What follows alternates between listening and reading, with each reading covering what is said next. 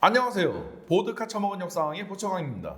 전편의 내셔 전투기 편에서 밝혔듯이 이스라엘은 프랑스에게 자신들이 원하는 성능의 전투기를 만들어달라고 했고, 여기에 다수사가 이스라엘과 합작해가지고 미라주5 전투기를 개발했죠.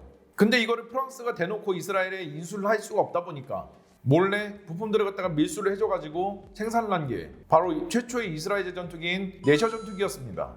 그러나 내셔 전투기는 오로지 프랑스제 핵심 부품들로 만들어진 전투기였습니다. 아랍 국가들이 프랑스에 눈에 불을 켜고 감시하면서 이스라엘의 무기를 못 팔게 하니까 더 이상 핵심 부품들을 갖다가 받아올 수가 없었던 것이죠. 왜냐면 무기 팔면은 밸브 잠가버린다고 위협하니까. 내셔 역시 이스라엘이랑 프랑스가 거대한 돈을 들여가지고 조작극을 찍어가면서까지 간신히 이스라엘로 인도를 해가지고 만들어진 전투기니까요. 결국 고심 끝에 이스라엘은 미국을 꼬드기기로 합니다. 미국은 아랍연맹이 밸브 잠근다고 해도 타격이 아예 없을 정도로 이미 석유를 많이 생산하는 순위권 산유국이니까요. 1968년 미국은 이스라엘에 대량의 무기를 판매하기로 했습니다. 미국에게 이스라엘이 스스로 자신들이 중동에서 유일한 친미국가임을 어필했고, 또 중동의 친미국가로서의 외교적 균형자 역할을 어필한 결과였죠. 미국의 닉슨 대통령도 이집트나 시리아가 자꾸 친소 노선을 걷는 것을 굉장히 탐탁치 않게 생각하고 있던 판에 이스라엘이 갑자기 친한 척을 하니까 환영을 하지 않을 수가 없었던 거죠. 여기엔 당시 미국의 친이스라엘파 강요들과 미국의 유대인 커뮤니티가 조금 바람을 불어넣은 것도 있었고요. 심지어 1969년 이스라엘의 골다 메이어 총리와 미국의 닉슨 대통령이 정상회담을 했을 때 닉슨은 이스라엘이 비밀리에 핵무기를 보유한 것도 묵인해주겠다고까지 약속했습니다. 자세한 것은 벨라 사건 영상을 보고 오시면 이해가 빠르실 겁니다. 이렇게 해서 1969년부터 본격적으로 F4 팬텀기들과 A4 스카이호크 공격기들이 이스라엘로 인도가 될 수 있었습니다. 그러나 이스라엘은 불안했습니다. 미국도 만약에 이해관계가 어느 날 틀어지면 프랑스처럼 자기들을 버릴 것이라고 생각한 것이죠. 실제로 당시 미국도 비슷한 속내를 가지고 있었습니다. 이스라엘이 핵무기를 사용하려고 하거나 혹은 그에 준하는 무리수를 두려고 하면 깔끔하게 손절해버리려고 한 거죠. 그리고 이스라엘이 유대인들한테서 방위성금부터 받아가지고 미국제 전투기들을 도입한다고 하지만 당시 F4 팬텀기 같은 경우에는 이스라엘의 국력으로 사기에는 너무나도 비싼 물건이었어요. 당연한 게 F4 팬텀기는 당시 세계 최강급의 성능을 가진 전투기였고요. 눈에도 보이지 않는 40km의 거리에서 적기를 먼저 레이더로 포착하고 스페로우 중거리 공대공 미사일을 날려가지고 격추시킬 수가 있었으니까요. 거기다가 폭장량은 무려 8톤이나 되는 대형 쌍발 전투기였으니까요. 그래서 1차 도입분으로 이스라엘은 44대밖에 도입을 할 수가 없었고요. 이마저도 어떻게 수량을 땜빵 쳐보겠답시고 미공군이랑 미 해군한테 사정사정해가지고 중고기체들을 간신히 몇 대 좀 얻어왔었는데, 이마저도 1973년 욤키푸르 전쟁이 터지기 전까지 확보한 물량은 채 80대 정도밖에 안 됐습니다.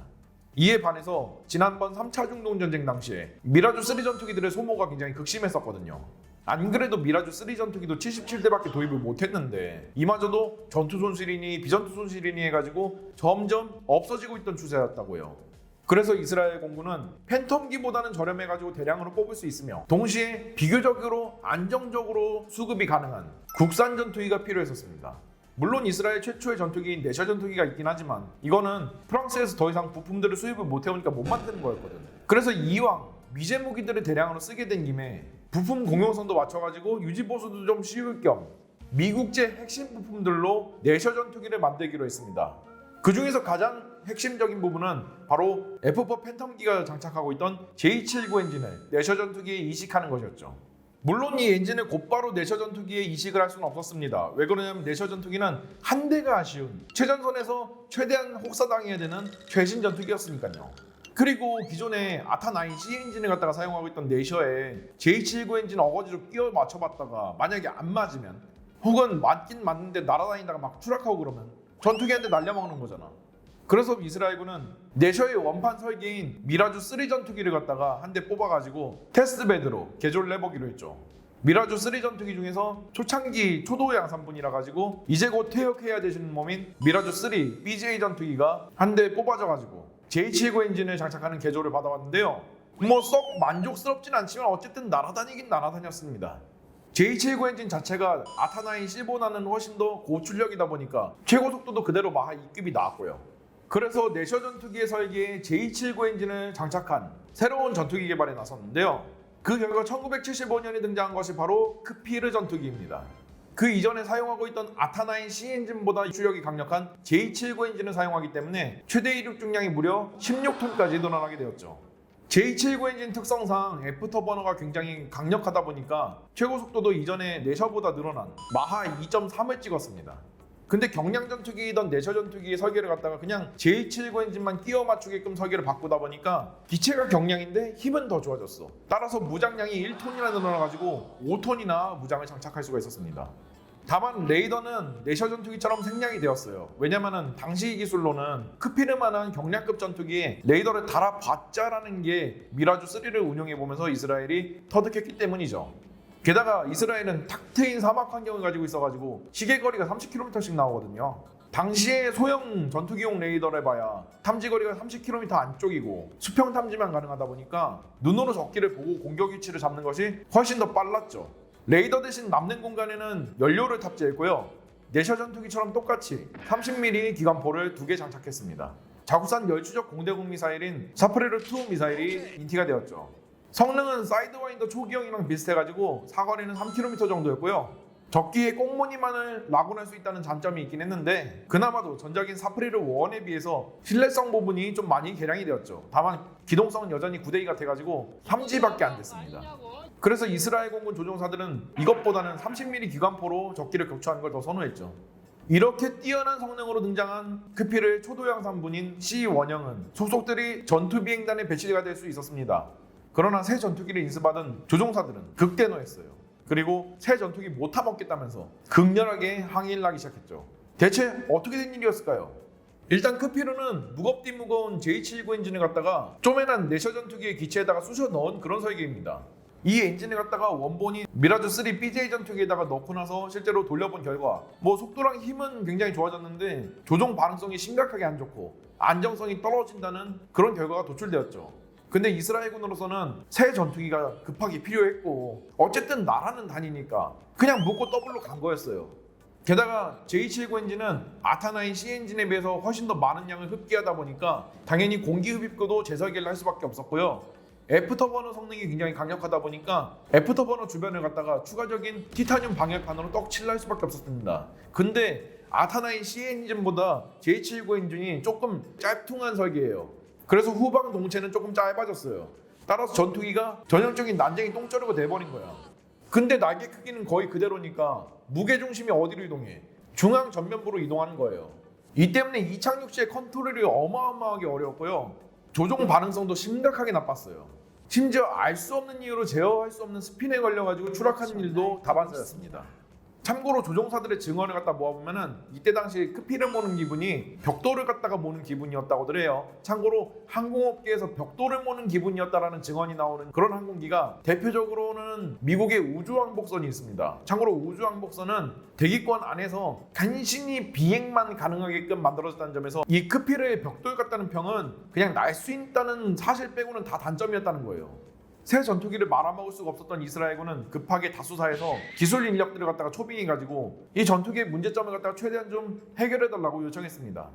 그리고 다수사가 내놓은 결론은 이러했죠. 야, 이거 전투기가 너무 빠았다. 카나드라도 좀 달아봐. 귀여운 맛이라도 좀 있게. 아니, 제가 성형수술해달라고 부른 게 아니잖아요. 그 참 말귀를 못 알아쳐먹네. 야, 너 우리보다 전투기 많이 만들어왔어? 달라면 그냥 쳐 달어. 그래서 이스라엘군은 마지못해서 카나드를 장착했습니다. 그리고 크피르는 전설이 되었죠. 카나드가 추가적인 양력을 제공해줘가지고 쏠림 무게중심 문제가 해결이 되었던 거죠.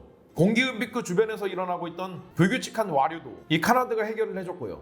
크피르의 모든 기동성, 안정성 부분 문제가 이 귀염 뽀짝한 카나드 하나 달아준 것만으로 해결이 된 것입니다. 이렇게 카나드를 장착한 크피르 C2형이 생산되기 시작했고 기존에 있던 C1형도 카나드를 다는 개수가 전량 진행되었죠. 이렇게 해서 이스라엘은 뛰어난 전폭기를 얻는 게 아니었어요. 1976년 F-15A 전투기가 이스라엘에 전격 도입되었습니다. F-15는 엄청나게 고성능인 APG-63 레이더를 가지고 있었고 굉장히 뛰어난 전설적인 제공5세 전투기였죠. 곧이어서 1980년에는 이스라엘이 F-16A 전투기를 또 도입하기 시작했어요. F-16A 전투기는 소형 격투전 전투기인데도 불구하고 APG-66이라고 부르는 굉장히 뛰어난 성능의 레이더를 장착하고 있었습니다. 기존의 육안으로 보는 거리보다 무려 2배의 거리에서 적기를 탐지 및 추적할 수 있었고요. 상방 탐색과 하방 탐색도 모두 가능했습니다. 게다가 유지 보수도 굉장히 간편했고 APG-66 자체가 프로세서도 진공관이 아니다 보니까 정비 난이도가 낮고 고장이 굉장히 줄어들었죠. 이제 크피르는 제공 임무에서는 설 자리가 없어졌습니다. 아랍 국가들도 고성능 레이더가 장착된 미그 23이나 미그 25를 들여오는 중이라 가지고 이제 레이더가 안 달린 크피르 전투기를 갖다가 함부로 공대공 전투에 내보냈다가는 그냥 경험치 공급은 되는 거예요. 그래서 크피르는 태어나자마자 공격기의 위치로 강등되었습니다. 이스라엘이 레바논 내전에 개입을 했었을 때도 크피르 전투기는 최소한의 어쨌든 공대공 능력을 가지고 있으니까 호위가 필요하지 않는 공격기의 개념으로서 굴려졌죠. 그래서 아싸리 그냥 공격기로 써먹자고 나온 파생형이 크피르 C7형입니다. 크피르를 아예 공격기로 개조한 물건인데요. 애프터버너를 개량해가지고 추력을 1000파운드 이상 증강시켰습니다. 덕분에 폭장량도 6톤으로 증가했죠. 여기에 사거리 25km의 레버릭 공대지 미사일도 운영할 수가 있게끔 TBC연기도 장착이 되었습니다. 그리고 페이브의 레이저 가이드 폭탄도 운영할 수 있게 되었죠. 그리고 1980년대 중반까지 보유 중인 모든 크피르 전투기들이 C7형으로 개조가 되면서 모든 크피르들은 공격기의 컨셉으로서 운영이 되게 되었습니다. 이렇게 크피르는 212대가 생산이 되어졌고요. 뭐 대박까지는 아니지만 그래도 그럭저럭 많은 수량이 생산되어져 가지고 운영이 되게 되었죠. 다만 이스라엘 공군이 워낙에 기체들을 갖다가 혹사시키기로 유명했고요. 이스라엘군이 또 지갑이 얇은 군대지 않습니까? 그러다 보니까 구형기종을 대량으로 유지를 하기가 좀 어려웠어요. 구형기종은 갈수록 유지비가 폭증하는 형태거든. 그래서 1999년을 끝으로 모든 크피르들은 퇴역해서 시장 창고로 향했습니다. 특이한 점이라면은 미 해군과 미 해병대에서 이 크피르 전투기 25대를 갖다가 임대를 해와가지고 어그레서기, 즉 대한군 기종으로 굴렸다는 것인데요. 생각 외로 프랑스제 미라주 시리즈를 갖다가 주력 전투기로 사용하는 경우가 많아가지고 이거는 굉장히 좋은 선택이 되었죠. 크피르는 1980년대부터 이미 예산 부족과 혹사 문제로 인해서 순차적으로 퇴역해가지고 치장물자로 향했는데요. 이때 이후로 심지어 지금까지도 지갑이 얇다 못해서 아예 없다시피 한 나라들이 이 크피르 전투기를 갖다가 중고로 업어간 일들이 굉장히 많습니다. 물론 뭐 아무나 업어갈 수 있는 건 아니고 미국제 J79 엔진이랑 영국제 마틴 베이커사제 MK6 00 사출 좌석이 있다 보니까 적어도 영연방 국가들이랑 척지지 않은 나라들이 이 물건을 도입을 해갈 수가 있었죠. 이 때문에 방산업계에서 돈 되는 일이라면 뭐든 다 해병님이신 이스라엘의 방산업체들이 별별 해괴한 업그레이드 플랜을 되게 많이 제시했는데요. 크피르 블록 60이라는 진짜 근본도 없는 이름을 갖다 달아주고 에이사 레이더로 바꿔준 물건을 갖다가 여기저기 제안하고 다니기도 했고요. 심지어 2020년대에는 엔진을 갖다가 지금 KF-21이 사용하고 있는 F414 엔진으로 변경을 하고 크피르 NG라는 1절, 2절, 3절을 넘어가지고 4절까지 해버린 그런 업그레이드 플랜이 나왔을 정도입니다. 이스라엘은 이렇게 치장 창고에서 썩어 들어가는 크피르들을 갖다가 이런 식으로 재고 땡 처리를 계속 해나갈 생각인가 봅니다. 그래서 이 크피르 전투기들은 높은 확률로 2050년대 이후까지 날아다닐 가능성이 농후하죠. 지금 현재도 아름아름 판매가 이루어지고 있으니까요. 특이하게도 한국과 인연이 있는 전투기입니다. 1977년 박정희 대통령은 똥파이브의 넌덜런마운이가 나가지고 새로운 전폭기를 갖다가 도입을 하려고 했었는데요. 원래 목표로 했던 것은 F-16A형이었습니다만 당시 미국이 한국의 핵 개발과 인권 문제를 굉장히 싫어해가지고 F-16A형의 판매를 굉장히 꺼려했죠. 그래서 차라리 팬텀기랑 똑같은 J79 엔진 달고 있으니까 약간 팬텀기의 단자형 버전이라는 느낌으로 싼 맛에 대량 도입해 쓰자는 생각에 이스라엘의 크피르 도입을 타진했던 것이죠. 물론 미국도 J79 엔진이 달린 단발단자 전투기를 갖다가 한국한테 제안을 안 한 건 아닙니다. F-16 79형이라고 해서 F-16의 엔진을 팬텀기가 쓰는 J79 엔진으로 교체한 물건인데요. 이 F-16 같은 경우에는 크피르보다 훨씬 더 대형 기종이다 보니까 당연히 J79 엔진 달면 성능이 다 고자가 돼버리겠지. 그래서 한국에게는 크피르가 그다지 나쁜 선택이 아니었어요. 그러나 1979년 10월 26일 박정희 대통령은 궁정동에서 김재규한테 대국적인 암살을 당해버리면서 사업이 뒤집어져 버리고 말았죠. 총평하자면 이스라엘이 내셔를 계속 만들고 싶어가지고 미국제 부품들로 내셔를 만들어 본 게 바로 크피르입니다. 많은 기대를 안고 태어난 크피르지만 결함으로 인해서 한 차례 홍역을 치러야 됐었고요. 결함이 해결되고 나니까 순식간에 개념상 구식화가 되어가지고 공격기로만 사용되었던 비운의 전투기입니다. 결국 신예기들한테 밀려가지고 간신히 20년 좀 넘게 버티다가 퇴역을 해야 됐었죠. 다만 생산량이 생각보다 많고 여러 가난한 나라들한테는 가뭄의 담비와 같은 중고기체로서 현재에도 거래가 되고 있는 만큼 나름 의미가 있는 전투기라고 보시면 됩니다. 하지만 이스라엘은 1980년대가 되고 크피르 전투기도 급격하게 구식화가 되어버리자 또다시 위기감을 느꼈습니다. 미국은 언제든 돌아설 수 있는 남이었고 F-15와 F-16 전투기도 과거의 팬텀기가 그러했듯 이스라엘이 대량 도입을 해오기에는 너무나도 비싼 전투기들이었어요. 그래서 세계적인 4세대 전투기를 목표로 자국산 전투기 개발에 나섰는데요.